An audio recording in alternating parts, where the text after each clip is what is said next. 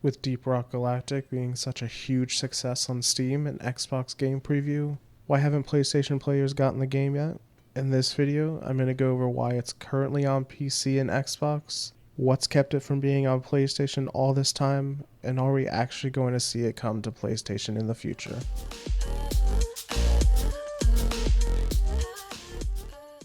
Hi guys, I'm Legionless, and this channel is about helping you enjoy your games more.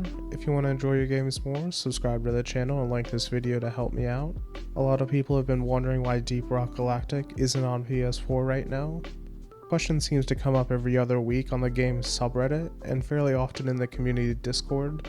DRG has been absolutely killing it on Steam, especially since its 1.0 release, and this is totally the type of game that would be really enjoyed over on PlayStation. So what's keeping it off of PlayStation? Is it a lack of money? Do they not have the resources? Do they not want the game on the PlayStation 4? To answer all of these questions, we need to all get on the same page and understand a little bit of history about the game. The developers of Deep Rock Galactic, Ghost Ship Games, have been very open for a couple years now that they've always wanted the game to be for and grow with the players in mind. This is a developer that doesn't have a concept that they want to create, just to spend years creating that vision, release it to the world, and find an audience that doesn't like what they've made, or worse, no audience at all, because they didn't create something players wanted. In 2018, Deep Rock Galactic went into early access on Steam and Xbox One game preview.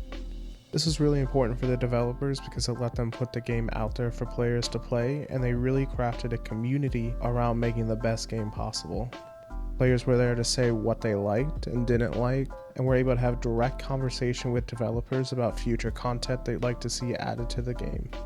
What this did for the game was create an extremely loyal community that truly, wholeheartedly want to see the developers succeed. I haven't been a part of this community for as long as many, but the moment you step into this game, this community, you feel this energy around it that can only be described as wholesome. And that comes from a foundational level of developers and players creating a meaningful gameplay experience. I think this culture where developers and players are on the same team is a part of what makes indie games so popular and successful right now for a lot of people. The gaming industry seems to be plagued for a long time now by games that come out talking a big game but can't walk the talk.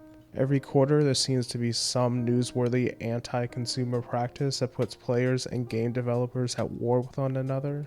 A good amount of that failure comes from creators not making something that gamers want to play. I just really want to hit home how important it was and still is for Ghost Ship to make a game that not only did they love to play, but other players would love to play too. They're extremely active in their Discord community with players. They stream at least once a week where they answer practically everything that gets posted in the chat. They won't talk about things that haven't been released yet or give any kinds of spoilers, but if you ask if they've thought about adding another class to the game, they'll tell you some of the internal conversations they've had around that, why they haven't added new classes yet, and why they don't think they will in the near future. That level of transparency is a big reason why the game has a 96% overwhelmingly positive review on Steam. Unfortunately, PlayStation just doesn't have what Steam and Xbox has, which is a way to release a game in an unfinished, work-in-progress state that connects players and developers. Reasons for this could be how the return on investment is just not strong enough for Sony, the risk is too much, or they just don't feel too pressured to innovate their product when game exclusivity has been so successful for them for so long.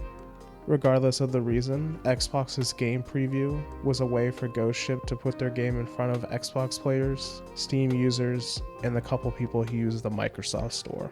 Part of Game Preview's agreement with Microsoft seems to require Xbox exclusivity while in Game Preview and for some time after the official launch, but Ghost Ship has implied the expiration date on that is approaching. Essentially, Microsoft was the best partner for the developers to create a game along with the players, and PlayStation would have required an additional 1 to 2 years of development without much player involvement. Having this back and forth for Deep Rock's game development has just been a core principle for Ghost Ship, and PlayStation wasn't able to help with that. So all of that really begs the question of, will we actually see the game come to PlayStation, and if so, when? Unfortunately, it just doesn't really seem like we'll see it come to PlayStation in the immediate future unless something really big changes. The developers are finishing up one of two planned, fairly large updates for the game this year. These updates will add new mission types, regions, enemy types, and cosmetics. With there only being 4 months left in the year at the time of this video, seeing the game on PlayStation in 2020 doesn't seem possible. With the amount of development resources it would take, it's likely that we won't see it happen in Q1 or Q2 of 2021. We'll probably have a better idea of what the future will look like in the next 3 months, as this year's content roadmap comes to a close and Ghost Ship announces next year's roadmap. This isn't to say that they don't want to, because it really sounds like they want to, and they just want to put out a high quality game out there to anyone that wants to play. It's more that they just couldn't because Sony didn't have what they needed in place and Microsoft did. Now that the game is officially launched, they need some time to find their feet and hit their stride by releasing some big content updates in the last few months of 2020. I think we'll get a roadmap for 2021. We're in the holiday season, and we might see them speak more about PlayStation and crossplay in the future, which are both going to be some monumental changes for them to tackle. With the Xbox Series X and the PlayStation 5 coming out this fall, will we see Deep Rock Galactic launch with them? I'm finishing up a video right now that answers that question. If you want to enjoy your games more, subscribe to the channel for more helpful content like the video I just posted about the one secret to leveling quickly in Deep Rock Galactic, or what I think is the best starting class in the game. Join my Discord and look in the free content channel to get a copy of the XP calculator I created, and share this video with others so they can enjoy their games more. Thanks for watching.